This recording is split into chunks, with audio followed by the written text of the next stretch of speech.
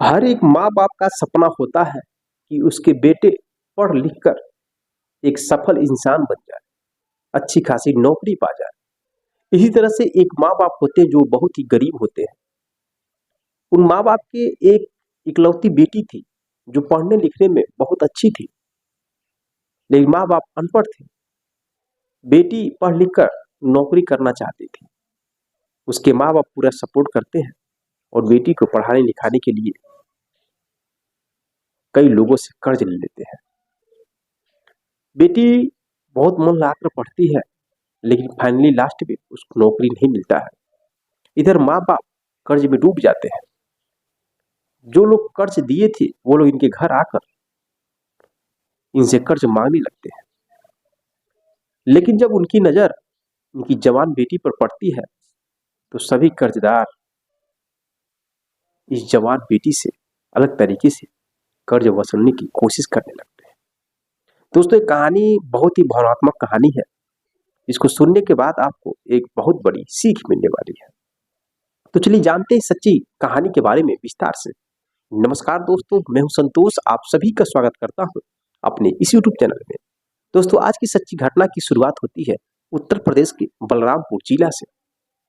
वहीं की रहने वाली एक लड़की होती है जिसका नाम रूपा होता है। रूपा के पिता का नाम राम मावत होता है, जो बहुत ही गरीब होते हैं और कुछ खेती बाड़ी करके अपना जीवन यापन कर रहे थे और अपनी लड़की को पढ़ाते लिखाते थे। उनकी लड़की जो रूपा है वह इंटर की परीक्षा बहुत ही अच्छे नंबरों से पास करती है। पास करने के बाद अपने पिता से कहती है, पिताजी मैं आगे की पढ़ाई पूरा करना चाहती हूँ और पढ़ लिख कर सरकारी नौकरी करना चाहती हूँ। अब जाहिर सी बात है, कोई बेटा हो या बेटी हो अगर माँ बाप से ऐसा कहता है तो माँ बाप का सीना गदगद हो जाएगा और माँ बाप सपोर्ट करने की जरूर कोशिश करेंगे। अब उसके पिता कहते ठीक है बेटी, तुम आगे की पढ़ाई पूरा करो, हम कहीं से भी तुमको पैसा देंगे।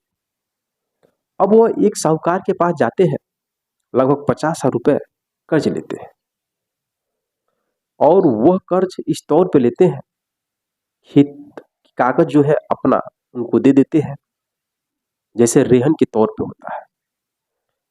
इधर ग्रेजुएशन में उसका नाम लिखा देते हैं अपनी बेटी का और एक पुराना स्कूटी खरीद कर दे देते हैं।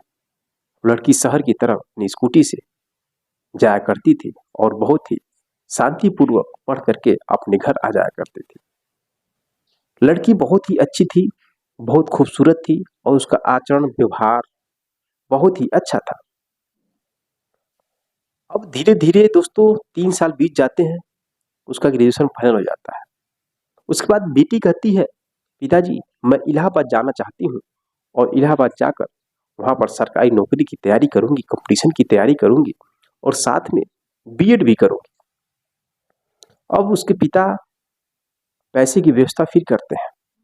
पहले तो 50,000 एडवांस में था, किसी तरह से दे दिए थे, लेकिन अब ज्यादा पैसे की जरूरत पड़ी तो 2 लाख रुपए फिर उसी साहूकार से मांगते हैं और अपनी बेटी को पैसा देते हैं, उसका बीएड में एडमिशन करवाते हैं और इलाहाबाद भेजने की तैयारी करने लगते हैं।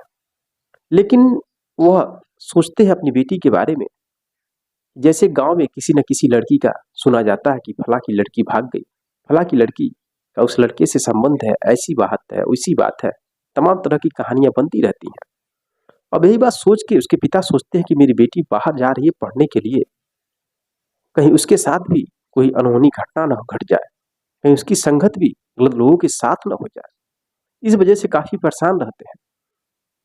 अब जाने से पहले वो अपनी बेटी से कहते हैं, बेटी देखो तुम जाना तो अच्छे से रहना, किसी भी तरह का कोई भी शिकायत नहीं आना चाहिए। बेटी बस इतना शब्द सुनते ही समझ जाती है। बेटी कहती, पिताजी आप थोड़ा भी चिंता मत करिए, आप विश्वास रखिए, मैं आपकी इज्जत पर आंच नहीं आने दूंगी। आप जो सोच रहे हैं वैसा कभी नहीं होगा। अब पिता समझाते हैं, बेटी समझ जाती है और वो बेटी पहुंचती है इलाहाबाद, कंपटीशन की तैयारी करती है और उसका बीएड में भी नाम लिखा जाता है। बीएड की भी पढ़ाई साथ साथ में करती थी। अब वहां पर जाने के बाद दोस्तों तरह तरह के लड़के लड़कियां मिलते हैं। रूपा बहुत ही खूबसूरत, बहुत ही स्मार्ट थी। बहुत सारे लड़के उस पर नजर डालते हैं, उसको पटाने की कोशिश करते हैं, लेकिन रूपा किसी को भी भाव नहीं देती थी। इस वजह से लोग उसको दीदी दीदी कहने लगते थे। स्टार्टिंग में पटाने की कोशिश करते थे, जब उन्हें भाव नहीं मिलता था तो रूपा को दीदी दीदी कहने लगते थे। लेकिन उसी बीच में एक लड़का होता है जिसका नाम रमाकांत होता है, जो यूपीपीएससी की तैयारी कर रहा था।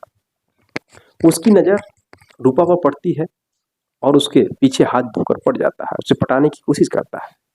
एक दिन रमाकांत रूपा से कहता है, रूपा यार तुम कैसी लड़की हो, तुम्हें किसी से प्रेम नहीं है क्या, किसी से मोहब्बत नहीं करोगी क्या? तो रूपा कहती है, क्यों नहीं, किसने कहा कि मैं किसी से प्रेम नहीं करती, मैं तो प्रेम करती हूँ अपने मम्मी पापा से। अब यह शब्द सुनता है रमाकांत तो हंसने लगता है, कहता है इसीलिए तुम्हें लोग दीदी दीदी कहने लगते हैं।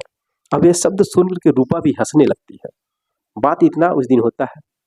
अब डेली डेली कुछ ना कुछ रमाकांत उससे बात करता था, कुछ किताबें वगैरह पढ़ाई लिखाई से संबंधित बातचीत करता था, लेकिन रूपा थोड़ा सा भी भाव उसे नहीं देती थी।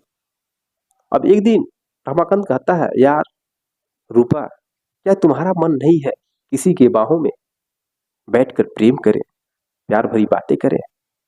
तो रूपा कहती है, क्यों नहीं, ये सब बातें मैं बाद में कर लूंगी, प्यार मोहब्बत की बातें, प्यार करना, किसी की बाहों में बैठकर अच्छी अच्छी बातें करना, शादी के बाद ये सब मैं कर लूंगी।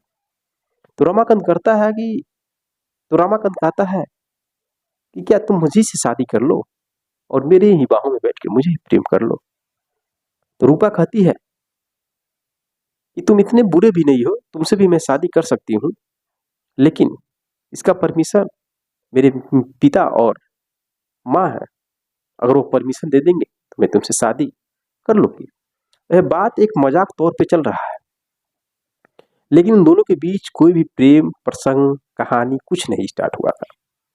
धीरे धीरे 2 साल बीत जाते हैं, बीएड भी फाइनल हो जाता है, रूपा कंपटीशन की तैयारी करती है, कई साल बीत जाते हैं और उन सालों में उसके मम्मी पापा उस साहूकार से पैसा ले लेकर और कर्ज पे कर्ज लदते जा रहे थे, अपनी बेटी को भेजते थे।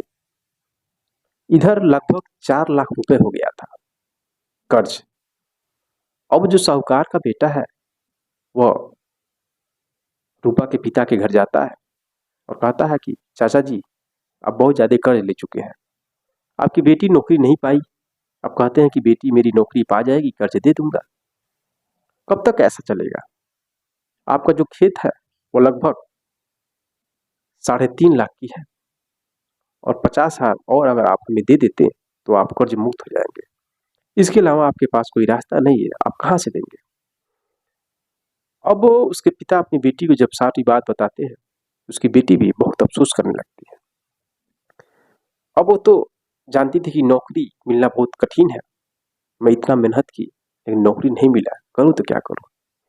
अब वो फाइनली डिसीजन लेती है कि अब मैं पिता को और ज्यादा कर्जदार नहीं होने दूंगी।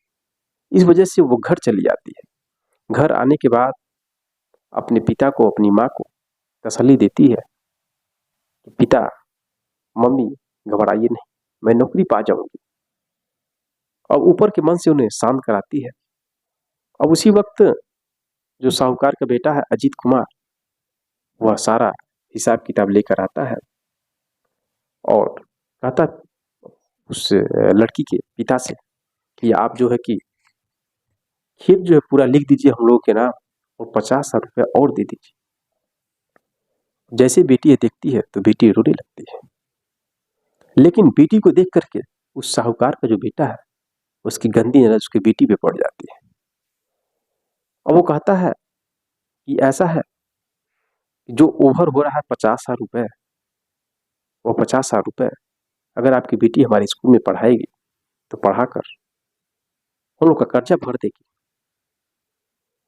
अब इस बात पे डील होता है, उसके पिता जो कि खेत को लिख देते हैं और 50,000 रुपये की और कर्ज भरने के लिए उनकी बेटी रूपा उस अजीत की स्कूल में पढ़ाने लगती है। अजीत प्रबंधक के तौर पे था। अब पढ़ाते वक्त ही बार बार रूपा से बात करने की कोशिश करता है, उसे पटाने की कोशिश करता है, लेकिन रूपा थोड़ा सा भी उसे भाव नहीं देती थी।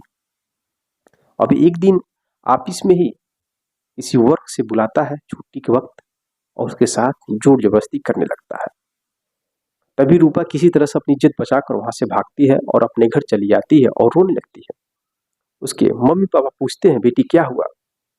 तो पूरी कहानी बताती है। जब उसके माँ बाप पूरी कहानी जानते हैं तो उनको भी बहुत ही दुख होता है। अब 2 दिनों से वह स्कूल पढ़ाने के लिए नहीं जाती है। तभी तीसरे दिन वही रमाकांत जो उसके साथ इलाहाबाद में तैयारी कर रहा था यूपीएससी का, वो ढूंढते हुए उसके घर पर आता है रूपा के। रूपा रूम के अंदर थी, बाहर उसके मम्मी पापा बैठे थे और रमाकांत कहता है कि मैं रूपा से बात करना चाहता हूँ। वो हमारी बहुत अच्छी दोस्त थी, हम लोग साथ में ही तैयारी करते थे और मैं मार्केटिंग इंस्पेक्टर बन चुका हूँ। अब उसके माँ बाप बुलाते हैं रूपा को। रूपा जैसे ही बाहर आती है वैसे रमाकांत को देखकर चौंक जाती है, कहती है, अरे यार तुम यहाँ कैसे आ गए? रमाकांत कहता है कि मैं तुम्हारे लिए ही आया हूँ, तुम्हें खोजते हुए। और मेरी शादी लगभग 6 महीने के बाद होने वाली है। मेरे घर के लोग ढूंढ रहे हैं लड़की, लेकिन मैंने सोचा कि अगर तुम्हारी शादी नहीं हुई रहेगी तो मैं तुमसे शादी करूंगा। शादी का प्रस्ताव तुम्हारे पिताजी के पास रखूंगा। तुमने कहा था कि तुम भी इतने बुरे नहीं हो, मैं तुमसे भी शादी कर सकती हूँ। तुम्हारा आचरण व्यवहार मुझे बहुत अच्छा लगा, इसलिए मैं तुम्हें ढूंढते हुए आया हूँ। क्या तुम मुझसे शादी करोगी? और रूपा कहती है, मेरे माँ बाप सामने हैं, मेरे माँ बाप से पहले पूछ लो। और तुमसे शादी मैं कर सकती हूँ, लेकिन क्या तुम करोगे?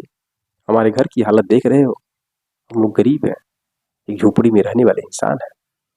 लेकिन दोस्तों, रमाकांत को तो उसके अंदर रूपा के प्रति प्रेम था, उसके आचरण देखकर, उसके व्यवहार देखकर, क्योंकि उसने देखा था, 3-4 सालों से देखा था कि वो किसी भी लड़के से पटी नहीं थी, किसी को भी भाव नहीं दे रही थी।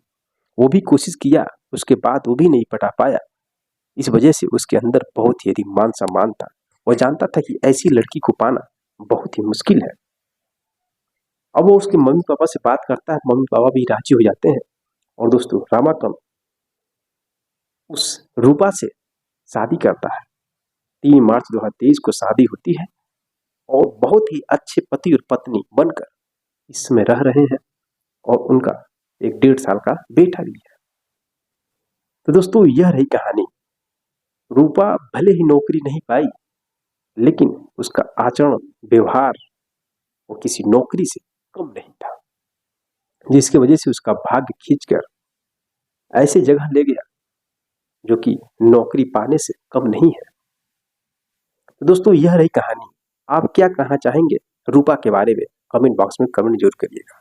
मिलते हैं नेक्स्ट वीडियो में नेक्स्ट कहानी के साथ। तब तक के लिए जय हिंद, जय भारत।